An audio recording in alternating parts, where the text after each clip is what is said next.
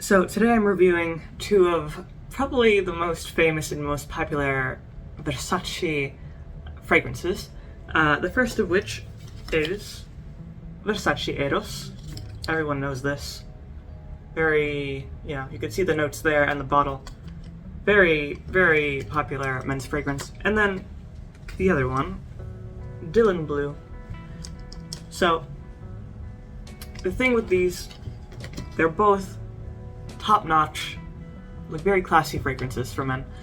And they're also similar in some ways, but they're also different in important ways. So I'm going to kind of compare and contrast a little bit what they have to offer.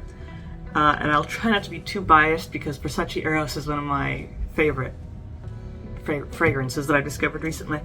So let's start with, I guess we'll start with Eros here. So you could see immediately from the notes, the top notes are mint oil, Italian lemon, and green apple mainly. So the green apple is, it could be crisper. My only qualm with Versace Eros is that the green apple is not truly crisp, when I think of green apple, I always think of Light Blue by Dolce & Gabbana, because that has a real nice crisp green apple note. So if you're looking for a green apple fragrance, you're kind of missing out on Versace Eros, but everything else is great. The lemon is the main thing that you get right away. It's that kind of burst of fresh lemon. Then it goes down into the heart notes, which are tonka bean, ambroxan, and geranium flower. So the geranium is kind of understated. Instead, you're really getting the tonka bean and the ambroxan, which are super warm, super kind of earthy, almost syrupy in terms of thickness. And then it goes into the base notes, which are Madagascar vanilla, oak moss, cedarwood specifically from Virginia, and then Atlas cedarwood as well. So two types of cedar. The vanilla is extremely strong. It kind of, when it dries down, it's mainly vanilla. The cedar is there too, but to a lesser extent. And this is a delicious fragrance, in my opinion. It's perfectly balanced. It has the bright, light, refreshing citrus notes in the beginning. Then it kind of cools down a bit with the tonka bean. And then that vanilla washes in, very strong, but not sweet. It's a very warm vanilla. So that's like top notch for me. Very finely crafted. It's one of the few fragrances that have impressed me. And then Versace or Dylan Blue here has similar notes, similar but with some slight variations here. You get in the top notes Calabrian bergamot, grapefruit, aquatic notes, and fig leaves. So now, even though they use different citrus, the Versace Eros uses lemon, while Dylan Blue here uses grapefruit and bergamot. The initial impression, very similar. You get that burst of citrus, and I wouldn't say that you could tell, the exact citrus it is right away. It's more just this general, very crisp citrus, very fresh.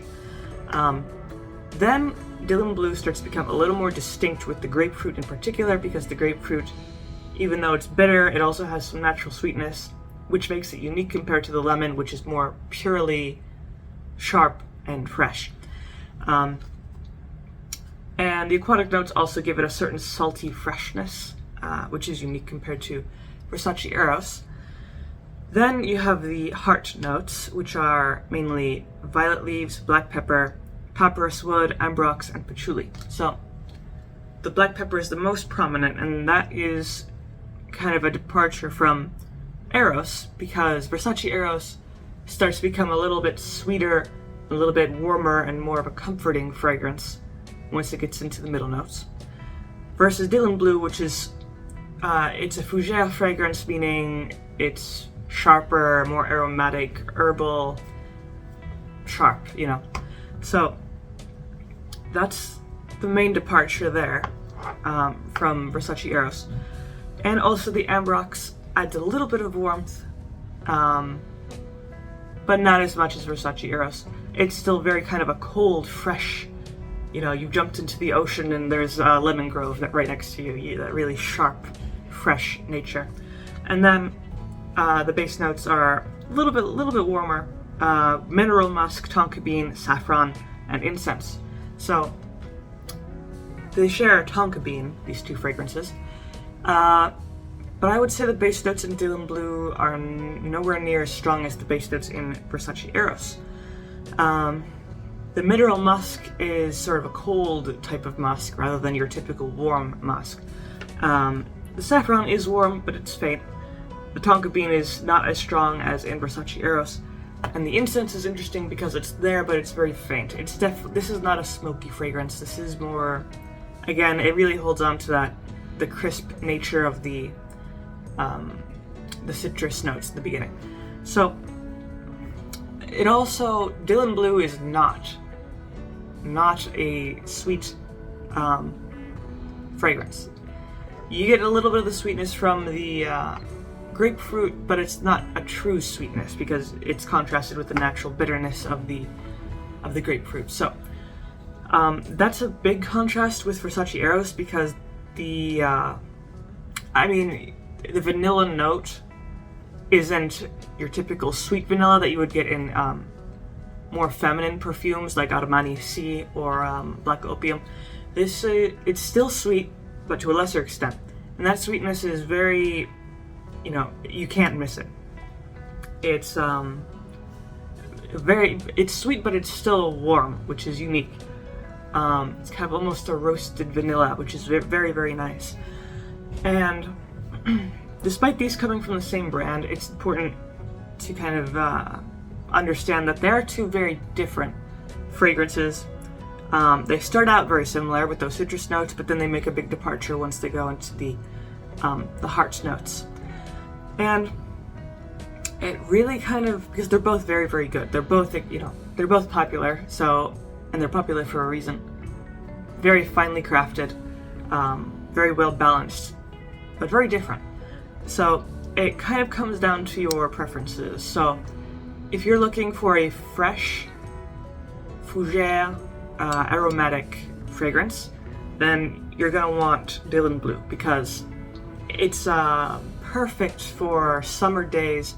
You want something crisp and light and refreshing for the day, and you want it to last a while. Dylan Blue is the answer.